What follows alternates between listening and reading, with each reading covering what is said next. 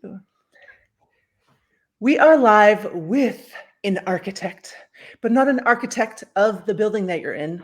Not her fault if there's holes and rats, okay? And too much heat in this hot summer, but a user experience architect, which means you should kind of understand humans very, very well, should you not, Miruna? Yes, and also to be very fascinated by them and by their interactions, and yeah, to really bond with them while you're designing a product. I love that. Them, the clients, the humans that us architects build things for, that they run through like little mats, little rats in a maze. It's fun to like see what we choose, where we click, where we go, what we like and what we don't. And then you kind of analyze like, why the hell did they not like that? No? And sometimes it's confusing for you guys, no? Most of the time, it's a discovery journey. Okay. We are um, try to stay away from designing a maze, but we are trying to discover which are the routes a user or a client would naturally follow, Hmm. and offer a product that first addresses best their needs, Mm-hmm. maybe not to what they actually want or say they want, but to their real needs, and discover the maze that they are into or following, the path that are following every day. Hmm. So it's interesting because you take and consider the theme of our unconference, our festival is habits. So you take into account people's habits and then Yes, design something for them where they will naturally or quite easily go the way that the client wants those people to go to, right? yes. Yeah. I think every um, every professional who's involved in studying humans or being in a field that is related to studying and interpreting what we are doing um, can tell us that habits are really hard to shake, even the bad habits. More. So maybe not habits, but patterns. We are Hmm. sometimes aware of them and sometimes we're not. Do you guys call them patterns or is this just your little twist on it? No, no, no, we call them patterns. No way. Yeah. But that's in a therapeutic way. That's a really nice way of saying it. So it's not like forever. Yes, obviously. Patterns. Um, How for cool. example, yeah, for example, what I do um, doesn't have a very long tradition. It's fairly new. Um, so in a way, working with a user experience designer or user experience department is still new. Mhm. So everybody needs to form patterns around working with such professionals and incorporating them into their business. I love that. Form patterns. I like that word better. It seems less. Hmm. Since festival is full of coaches and trainers who do workshops and retreats and seminars, I would love for you to help us and maybe Course. give us some of the questions or the ideas that we should ask ourselves when we're planning an event that we haven't done because we've been doing it without user knowledge, Mhm. user experience, and we haven't had architects. So I'm looking for a couple free tips here, Missy Miruna, if you Of can help course, me conceptualize. I'm here to do it to you. Yes, and Thank to whoever is going to listen to this podcast. you. I think from if you're going to ask any user experience professional, because there's a bunch of us, we are designers, architects, researchers. Maybe the first and the most obvious one would be to be an empath, to really love working with people, to be really interested in them, and to do obviously your user research. There are a lot of things that can go well or go wrong if you are going to perform the UX research in a way very adapted to your users or not. But for today's edition, I just chose two of maybe not neglected, but left, let's say, on the side of a project. Because whatever you're going to do in any project that you're going to start designing is going to be like your thorough research, the discovery phase, you're going to implement something, you're going to design something, you're going to test something. But maybe you're going to refer to the majority of the people that are going to participate in your project, or in the service that you're offering, or in your case, on the event that you're organizing. My advice, the first advice, would be to consider as much edge cases as possible. Edge cases. And now I'm going to give you the definition. So let's start with an example or with a metaphor. You're planning a party. So you want to know what to buy in terms of food and beverages for the main cases, which in this metaphor are represented by your close friends. You know them very well. You know what they usually drink or eat. And then you're going to have the secondary cases. How do your friends' partners behave? What do they eat or drink? They're going to be similar, but maybe not exactly the same. So these are the secondary cases. And then you're going to have the edge cases.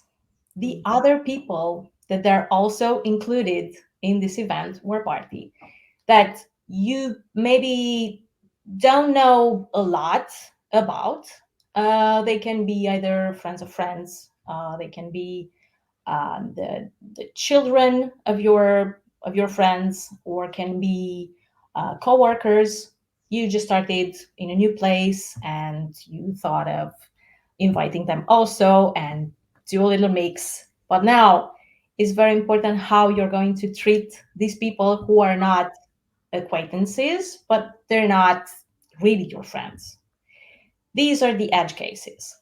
Now, let's say the official definition in UX is how your product or service behaves under unexpected or rare conditions. Are the rare conditions these people that you don't know well? Yes, exactly. They're called rare. Okay. But okay, unfamiliar conditions, I would say, but rare. Okay. Yeah, exactly. Whenever you're going to design a product, or you're going to plan an event, obviously you are going to know the people that you're addressing to. So there are not going to be many surprises. You're not going to have all these new colleagues that you don't know anything about. Can I? Yes. Can I speed this up a little bit, because I think you're explaining with great details, but I get all these concepts that it's first, second, third degree of people. So Yeah. can you tell me the questions? Because I have a lot more questions. Of course. Yeah. So what we usually do is we are not obsessing over the edge cases. While we're doing the research, we are trying to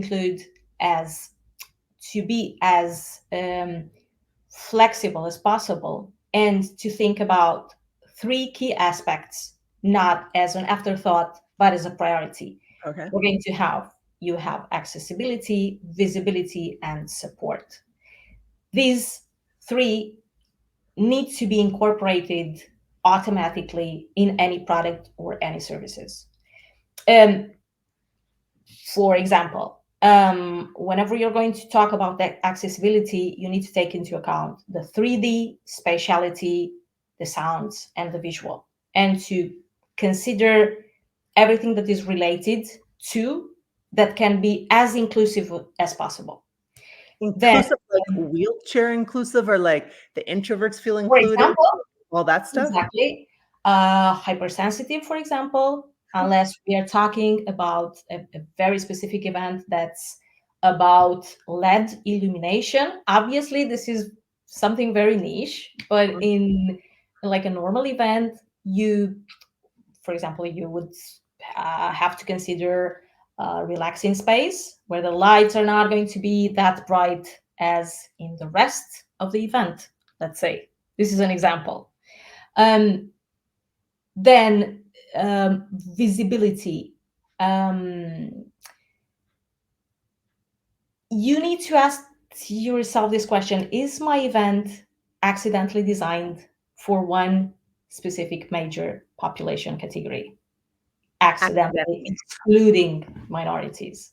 Because if you're not going to have the visibility in mind from the very beginning, it's very easy to be biased. It's not that you're going to want to be biased to exclude certain categories, but if it's not a priority, but maybe.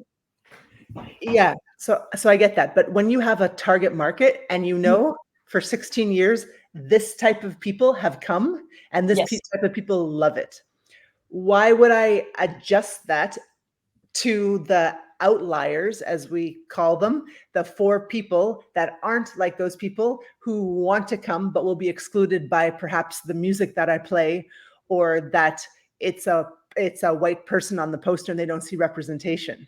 I'm going to the majority, and if I go to the minority, I lose the majority. So yes, this is a valid question. We are talking about diversity inside your majority of public that is going to attend to your event. So let's say my event is about the UX designers who are working in the video games industry. Oh, sorry. Can I give you an example about me? Yes, sure.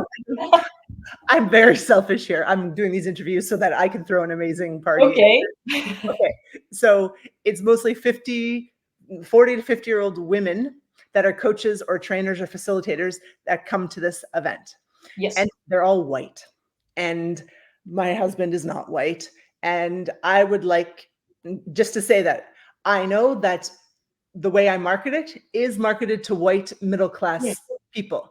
And if I adapt my marketing to not white middle-class people, because I want diversity and I want these people that I'm not exactly friends with, if I can say I'm not very diverse in my friends group, how do I do that without the majority of the 95%ers being like, well, that's not our event, it's meant for them? You know, I'm talking about inclusion and diversity, which is a very sensitive subject and difficult. How do you have subcategories, subsections where you address what they need and they want to see? You can use that 5% remaining, for example, to and assure that they're also going to have visibility amongst the 95%. There's always going to be, it's not going to be 100% of my users that are doing exactly the same at exactly the same time, and they're going to have all these characteristics. There's always room for exceptions to the rule. And then it's not always about showing a face, but having the right attitude towards inclusion. Okay. I like that. Now we only have 5 minutes left. May I direct the question? Yes, please. Yes? Unless there's something you're dying to say still more about this. No. Thank you. I like this a lot. Thank you for being adaptable to my impatient curiosity.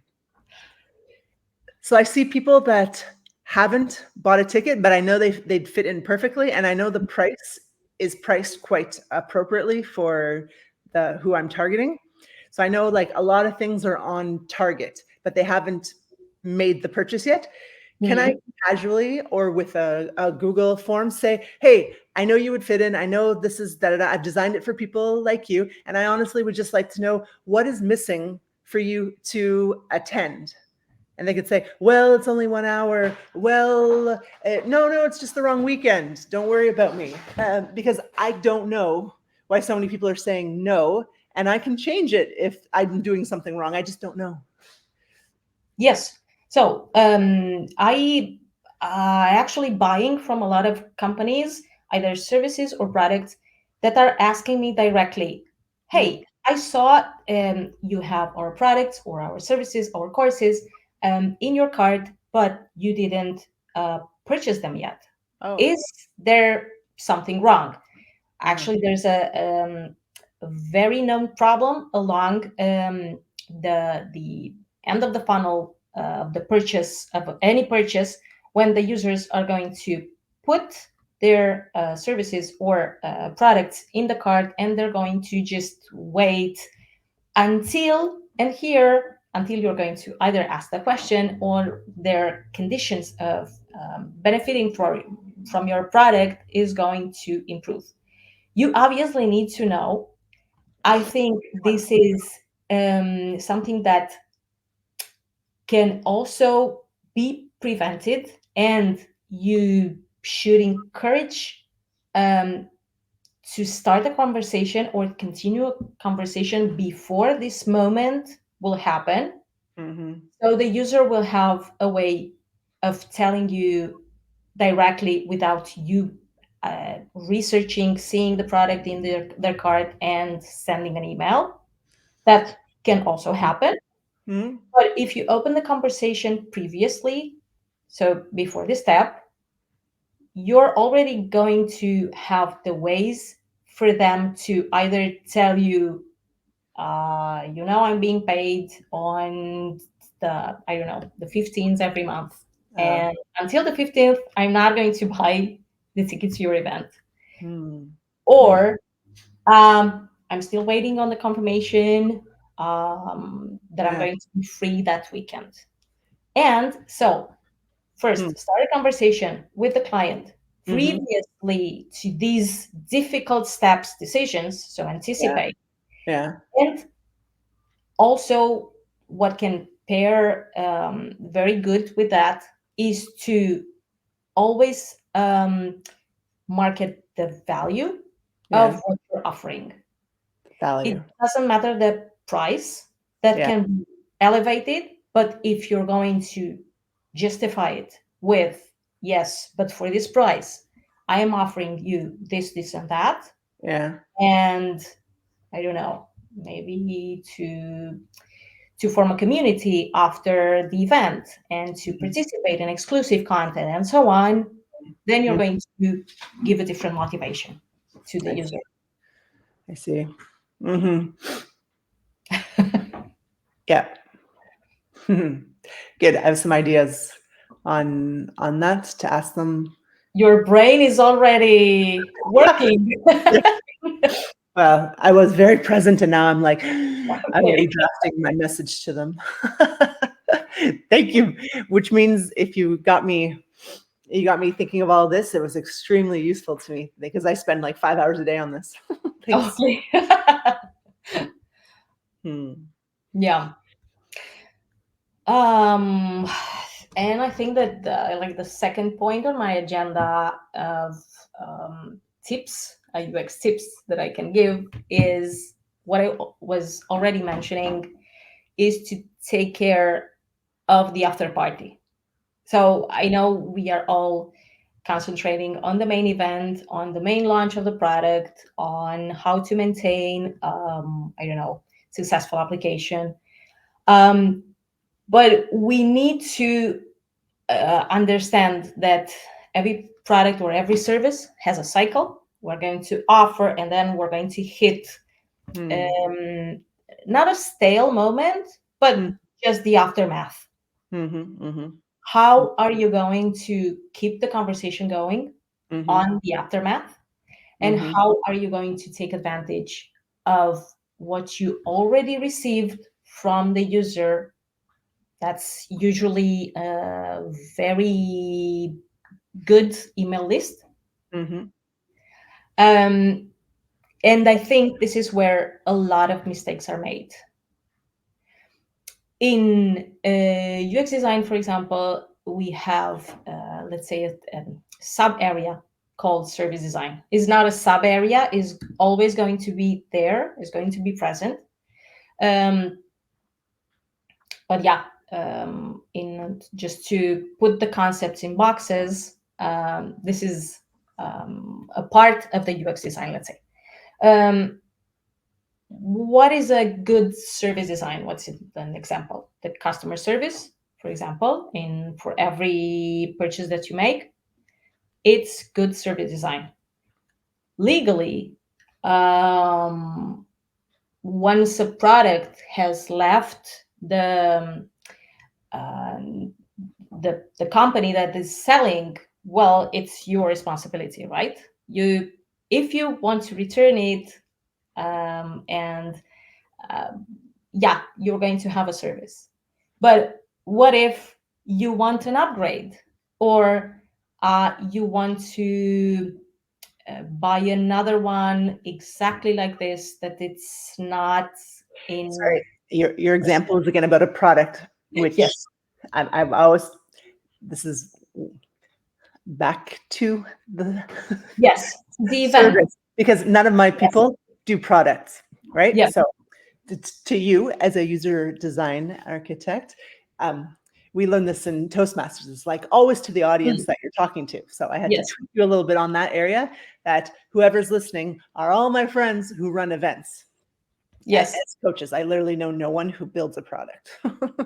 You're surrounded by people who are like you, which is the problem for. It's a good thing that right now the distinction between product and service, it's not clear, as practically they're all merged into one. You have a lot of personalities, for example, that are products Mm, because they are marketed in the same way, and you're going to have interesting. products like Apple, for example, Yeah, which are actually uh, a whole range of services that are built around a product, which is just the motive to benefit from everything that their specific applications are offering and their experience. You're not going to buy an iPhone because it looks a certain way, but because it's going to offer you certain things. And except this for a is going small to be, population. yeah. But we don't talk to those people. They're annoying. Okay, we are done. We are done. I gotta move on, and I got Okay. emails, and I'm taking with me that you have to consider the three sensory aspects Yes. for the people that might not be in the mass media in the majority, and you want to check with people what's missing for them, but already have a prior relationship to them so that you actually get a response. And also the the product and the service, which was the interesting last part, that being aware that there are features to it and there's also the product, but you might also be a product, us as professional speakers, kind of like Yes. influencers. Yeah. Thank you. Thank you, Thank Miruna. you so much. It was Thank you, valuable. Jessica. Very nice to meet you. Nice to meet you. See you in Barcelona. See you. Bye. Bye.